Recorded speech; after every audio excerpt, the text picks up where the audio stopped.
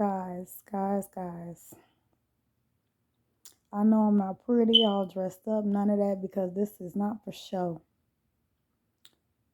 It's time to speak my truth, and I'm not afraid to speak it anymore. I know there's people with more money than me, more power than me, and more respect for me out there. I absolutely am aware of that. But I love my children enough to speak the truth. And I want to start this by saying to my children, all of y'all, your mama love you, always loved you, always fought for you, always prayed for you. Every day of every hour, you are on my mind. You are not thrown away. I did not give you away. I was not an unfit parent, and I did not forget about you. Nothing on this earth is more important than you. I just want to make that clear before I begin to tell my truth. And I pray one day you guys will take the time out to listen to my truth. And y'all gotta excuse my alarm. It's been beeping for like a year. And people tell me that it's because my battery's dying, but hey, it's been beeping for a year. So I want to tell my story. I want to tell my story. I want to tell my story. And I'm going to go back to my childhood. And I might lose some family, I might lose some friends, I might lose some things, but I'm going to tell my truth without being scared to tell my truth. I had my children in high school, the first two. I'm going to leave their names out of this, even though they're not all minors. I'm going to leave their names out of here because they know who they are. And that's what it's all about. It's about them. I was a teen parent. 2 kids in high school, walked the stage pregnant. So I had 3 children by the age of 20. I was very fertile. I asked my mom for birth control when I was in high school. My mom felt like her putting me on birth control gives me the okay to have sex.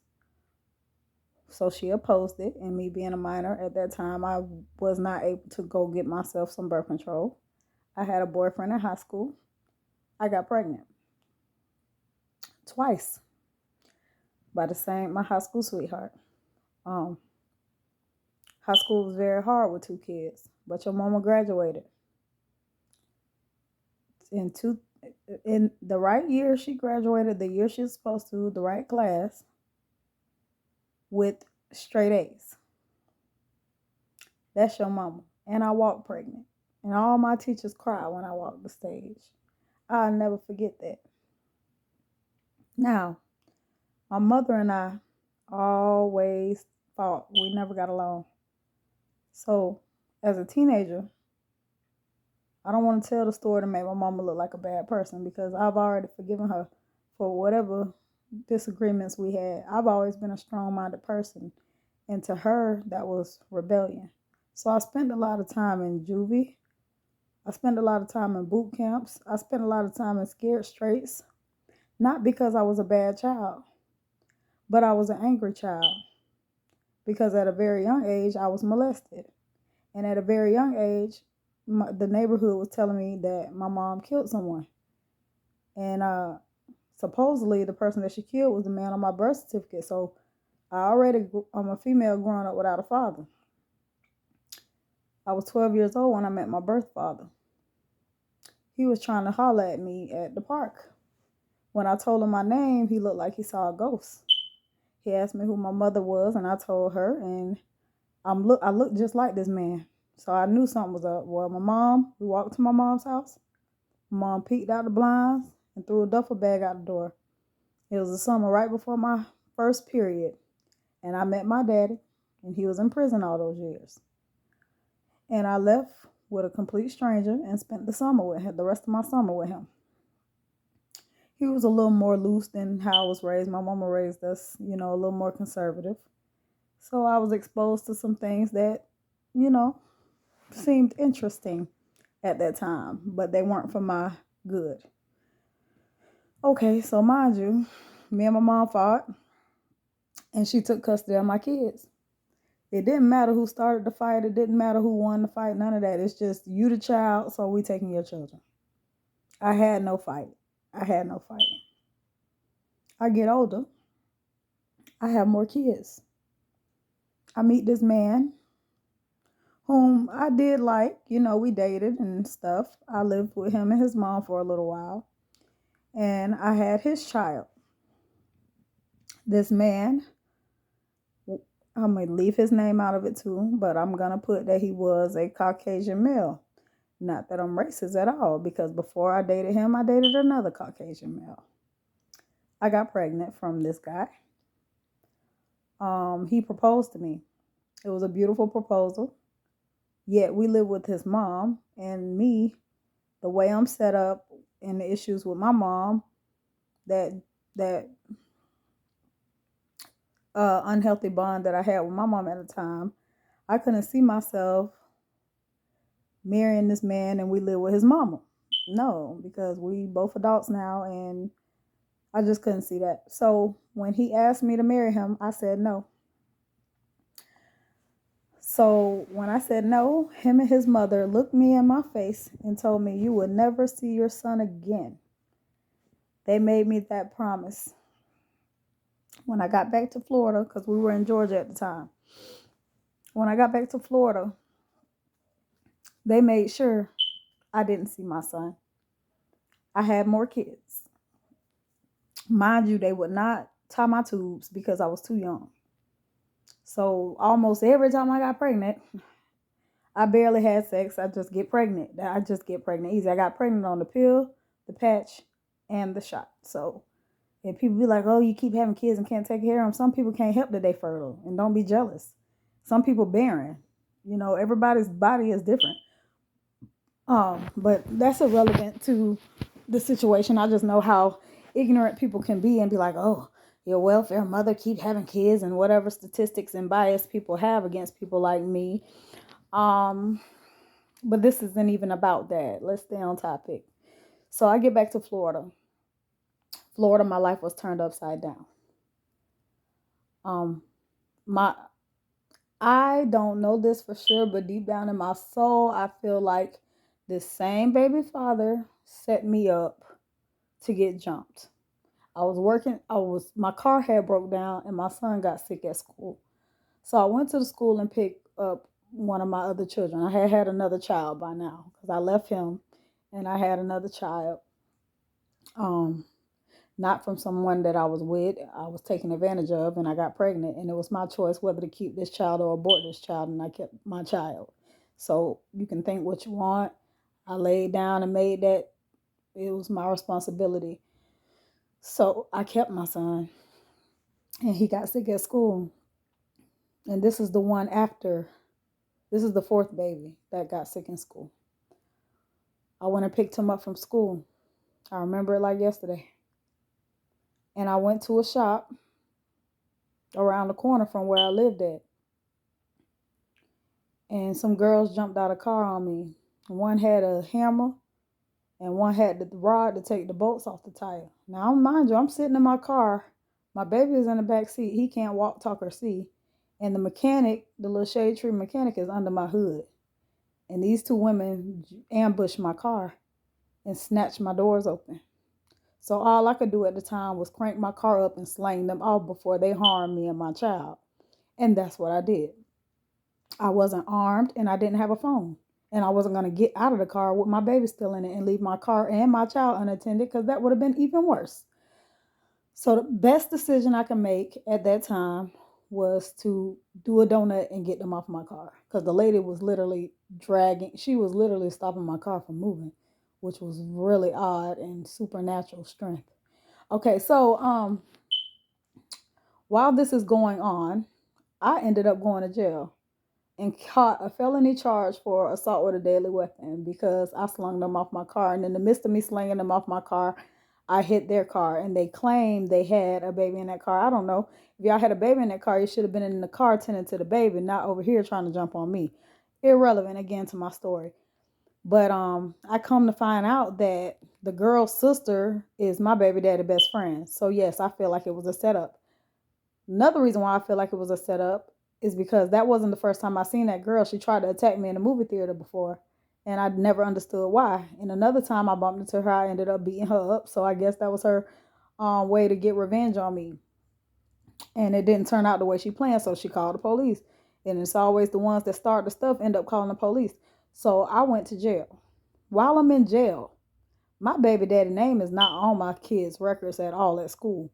But while I'm in jail, he picked my son up. A lot of other stuff happened. I ended up getting out of jail, getting my baby back.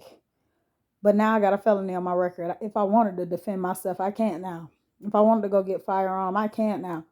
If I wanted to go get a better job, I can't now. So, again, irrelevant to my story. Now, all these years later, I get happy. I get free from bondage. I get saved and I get delivered. And here comes this baby daddy. Wait a minute. Let me back up. Okay, they snatched my son. I got my son back. I got all of my children back. My mom attacked me and they took all of my kids. I didn't call the police. My friend in the car called the police when she seen my body fly out of my mom's house. They dropped the charges because I didn't put my hands on nobody. But they kept my children. DCF kept custody of my children. Rewind again. Mind you, another DCF case opened. And my son that can't walk, talk, or see, he has a problem where he learns all the wrong stuff. He went through a phase of where he played in his feces and rubbed them all on himself. And DCF they did a random pop-up, 6 o'clock one morning, and they took my child because he was covered in feces. That's something that he does. And I have to bathe him. And every home that they put him in had the same problem because it wasn't something that I could prevent. It was just something that he does. You just bathe them and send them to school.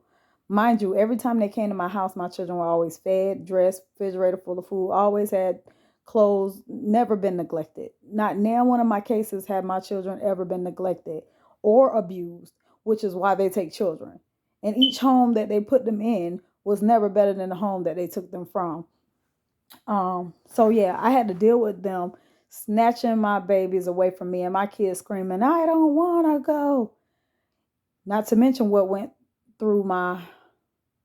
my fifth child went through with her narcissistic dad and the torture that he put her through, and it messed her up mentally, and she's home now, thank God.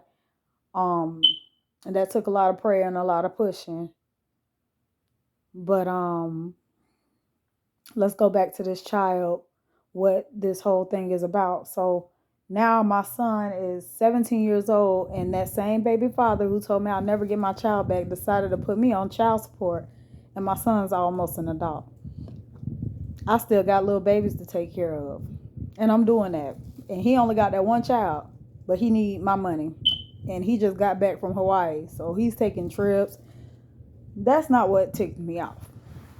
What ticked me off is I go on social media and I see my son looking like a black man statistic, smoking weed, which, I'm not completely against weed, but I am against it with minors.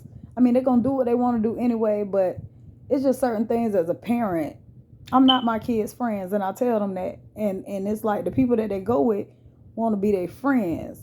I'm not my child's friend. I'm your parent at the end of the day. I love you. I'm going to stick by you, but I'm going to tell you right from wrong, and you're not going to do what you want to do in my house. And if they feel like that's bad parenting, then I guess I'm a bad parent. Okay, so my son supposed to be gang banging or whatever. We don't even live like that around here. We from Florida. It's some of that going on, but it ain't like California type going on. You don't have to live that lifestyle here. So I feel for my children. Mind you, while I'm trying to get my kids back, one of them passed away. My 16-year-old son, never been raised like that. We didn't raise them kids to be in the streets because we wanted them to have long, successful lives. So my son, he was an athlete. He worked. And when he was home, he was upstairs in his room playing his game. And he's gone. The one thing I tried to prevent, and he was not in my home when he left. So these people took my children, put them in homes where they weren't better off than my home. And now I'm looking at my kids turning into one passed away. You know, the other one misunderstood. She was born with Down syndrome, so she's a little agitating, but you can't beat her for everything she do. You just can't do that. You can't. She don't know no better. You teach her. You got to teach her, and you got to keep teaching her because you know she has a problem. So stop beating her. I never beat my children. If I need to spank them, I need to spank them. But just beating them because they're aggravating, no. You got to have a legitimate reason to put your hands on somebody, especially if they don't belong to you. I don't care if you had them, raised them, whatever it may be. If it ain't no reason, and plus there's a reason for her acting out. You know, there's normal kids who know right from wrong and what they're doing, and then there's children like my baby girl who she don't know no better. She don't know no better. She a baby. She got Down syndrome, so she's a little delayed. You know, that comes with the thing. So I'm saying all of that to say this. I gave my kids the best life I could. I'm not out here strung out on drugs. I'm not out here living any kind of way. And I've paid lawyers and everything to try to get my family back together. And I know that there's a system out there bigger than me. I know that there's a system out there more powerful than me, has more money than me. I know all of that. But I also know that I serve a God that's already overcome this world. And I also know that this system don't like no pushback. And I'm tired of being silent because I'm tired of seeing. First of all, I lost a whole child playing with y'all. I can't get them years back, let alone get the child back. I've been fighting all these years. You cannot replace my child. And then I wish I could show the video of my son on the internet playing with AK-47s, and he's a teenager smoking weed, just doing dumb stuff because he wasn't raised right, because y'all thought it was a good idea to put him in this home where now he's a statistic. And I'm angry. And I'm hurt because I know that's not my son is hurt because he was raised without his mother. He didn't have to be raised without his mother. His mother is here. His mother loves him. His mother is mentally stable and mentally healthy. I'm articulate. There's nothing wrong with me. There is no reason why that child had to be raised without a mother. There's no reason why none of my children had to be raised without a mother. Now, my first two kids, father passed away when they were very young, and you took them from the only parent that they had. And you expect them to turn out what kind of way? Because when I see the department, it says their little quote up under their name says keeping families together. That's not what you do. That's false advertisement. That's not what you do. That's not what you do, because you tore my family apart. And now my son, he don't know which way is up. He's becoming a man, and his father is not the best role model, but you thought that was the best place for him to be. Now he's looking for a mother, and all these young women he's just lost, and it's so sad. And I'm tired of being silent. I don't have the money to get more attorneys because this daddy done put me on child support for a grown man to support his weed habit. When I'm over here doing what I can to make sure these little ones don't end up doing what the child he's raising is doing. My money shouldn't be going to the drug man. Not at all whatsoever. And it's taking me everything to just be strong in this video and not cry about it, you know, because it's really sad. And if I knew how to edit videos and show y'all this video, y'all would be like, wow, beautiful kid. I got a beautiful son, man. And he does not, he's looking for love in all the wrong places, and he's playing around with that gun and stuff. That's attracting the wrong attention. You don't have to live like that. I don't care if you told a firearm, but you don't have to broadcast it. That's how I know he being raised wrong. Because if I had him, I'd tell him, baby, it ain't what you do, it's how you do it. Nothing's wrong with having a weapon, but if somebody is targeting you and they know you got a weapon, then they're gonna be prepared for what you got. So you want to be ready at all times, but people ain't got to know you ready. That's wisdom. My son being raised by a knucklehead with no guidance. And I'm not going to make this about race, but he called me a racist. Mind you, my son that I'm talking about, I told you, is from a Caucasian male. I don't care how nobody see it or say it. A Caucasian male cannot raise a black male. My son is going to find out the hard way that he is a black male. And I don't want the wrong influences creating a nuisance out of him, making him look like what they already call us. That is not how I raise my boys. We know how to talk. We not hood. We not ratchet. We can live in the hood, but we don't have to act like the hood. And the one that passed away, he was 16 when he passed away. He understood that. But the one that got raised by my Caucasian ex-boyfriend, for some reason, the only real observation of a black man is what they're getting from TV. And that's what's raising these kids. And I'm tired of sitting back and tired of being quiet. This man has talked to me bad, talk about me so nasty to my children. No matter what these guys did to me, and I know the things they've done to me in secret, I've never badmouthed my children to them. Not none of my baby daddies. And they've done some shallow things to me. But it's not in me to do that. It's not in me to do that back to them. I don't even know why I'm speaking out. I hope one day my kids stumble across these videos, because they out there, they're watching, they kids, they nosy, they be on the internet looking. And my main goal is to let them know I love them and I always fight for them. But I'm at my wits' end because the lawyers didn't get my kids home.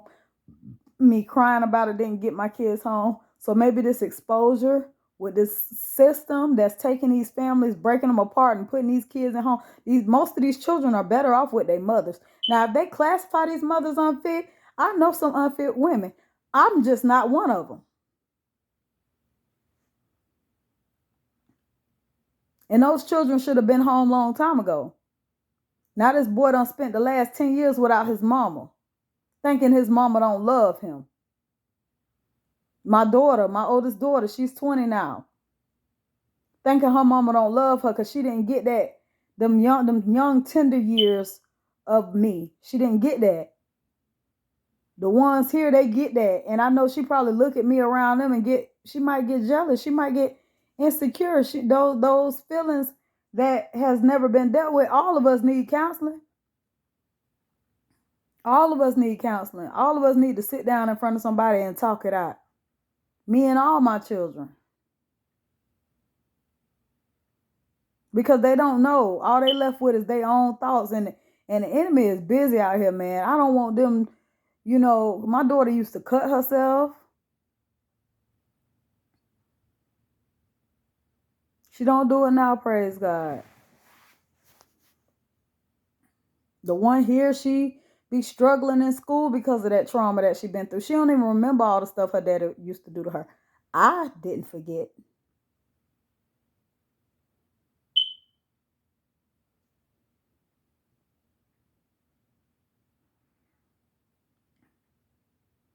I don't know who this video will reach.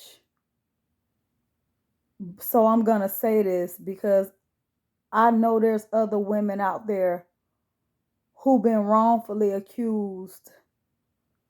And if we all come together against this system that's too big for us, if we all come together and stick together and fight for our children and fight for our rights, we can make a difference. But without support, which I never really had, I never had a family support, I never had moral support, I never had that. All it was me and God. And this world will rip you apart if you allow it.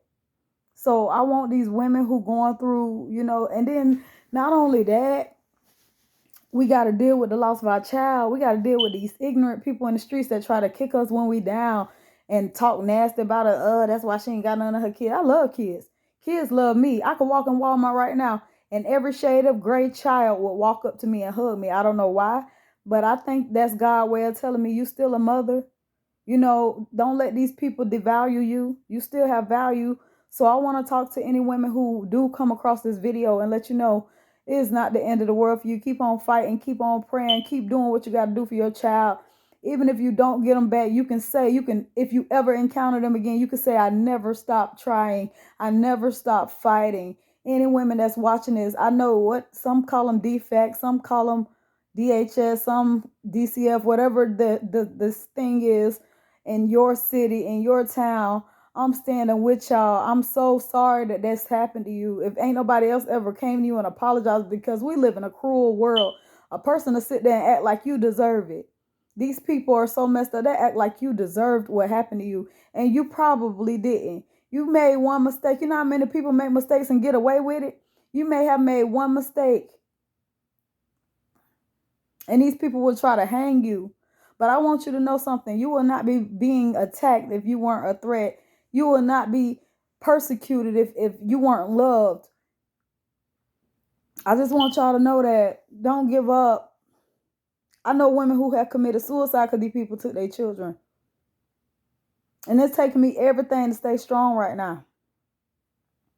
But what y'all doing is wrong. Y'all need to do more investigation. I've seen y'all go to people's house who not taking care of their kids and leave them kids in their house and something happened to them children. But y'all will sit over here and take people's kids who actually fighting for their kids and actually want to do better and actually want to be better. And y'all got the resources out there to help these people become more self-sufficient, become better parents, and become people. Y'all have the resources and you refuse them of that. You pick and choose who you want to help. And I'm tired of it. And I'm going to speak up.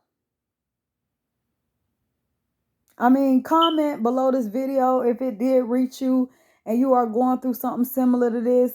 I have been fighting and I have actually helped mothers get their children back, even though I don't have all of mine. Some of them grown now, you know, but they come around when they grow up. And if that happens in your case, you know, sometimes you just got to be patient. They come around when they grow up and you just got to love them. Because I tell my kids all the time, you can't come in here any kind of way, because there's certain things I don't allow in my house. But that don't mean I don't love you. I'm telling you that because I do love you. And I still got other little children in this house that I got to worry about too. And I love them too. So you can't come in here any kind of way, because of the system that's out there. If you do the wrong thing, I could lose the other children. So they can be angry with me, but I have to protect them babies. They grown now. So if they want to come in my house doing illegal things, I'm going to speak up. I'm not going to allow them to just do what they want to do, because I have things to lose. So I want my children to know, just because I discipline them, just because I have boundaries, don't make me no less of a parent. It actually makes me more of a parent and more of a person, that I'm not going to let you live how you want to live, that I didn't sit back and watch you hurt yourself. That is a parent. That's what parents do. And I'm sorry you have the wrong interpretation of what a parent is, because you had a bad example of what a parent is. I'm talking to my children. I'm talking to other children. I'm so glad I didn't get emotional on here. But guys, I have been through so much with this system and I'm fed up.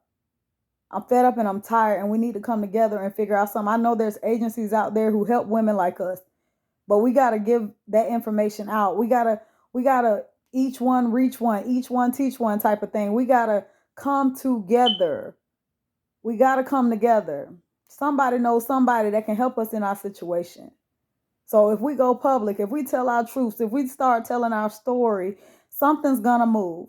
I'm tired of sitting silent. I sat back humble and silent for 10 years and watched my children pass away. I had my child pass away when I was so close to getting to him. I had one that I don't know what's going to happen with him. He's been stabbed, but he's still alive.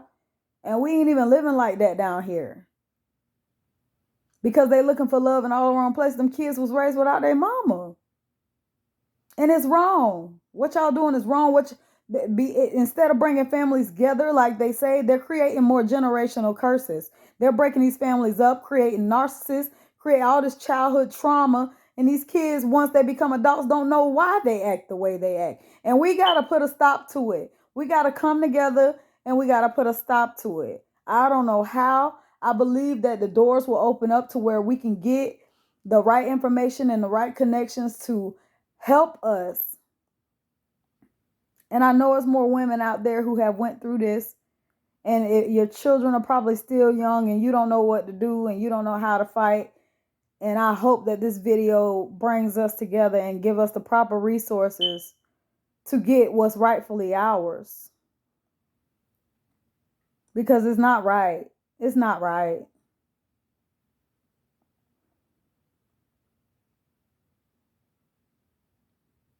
Then you got to deal with the people on the outside in the hood talking nasty about you, trying to defamate your character and kill your self-esteem. Oh, that's why that B ain't got none of her kids. Then you get a boyfriend, he got kids, and then his baby mama be like, she ain't even got none of her kids, and you have my child around. So what? Like, you don't even know the backstory. You just see the result, but you don't know I'm a great parent, and can't nobody take that from me.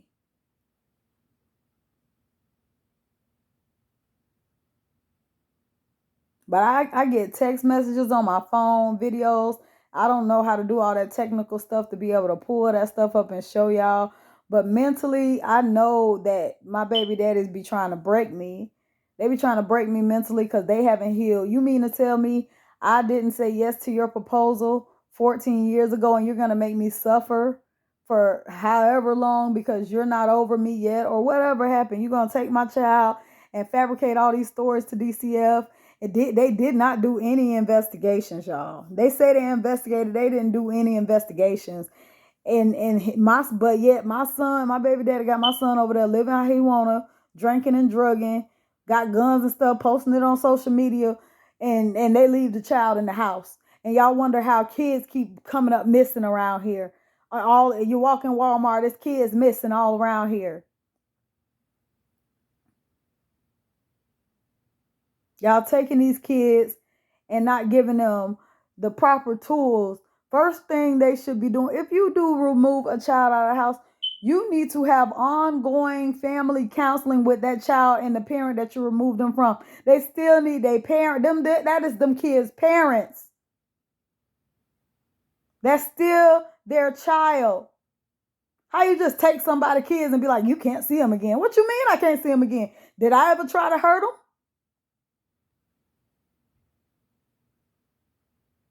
We got to start speaking up, y'all. We can't keep suffering in silence. I've been in a narcissistic relationship. My husband was narcissistic. That has taught me to speak my truth and stand my ground no matter what the consequences is.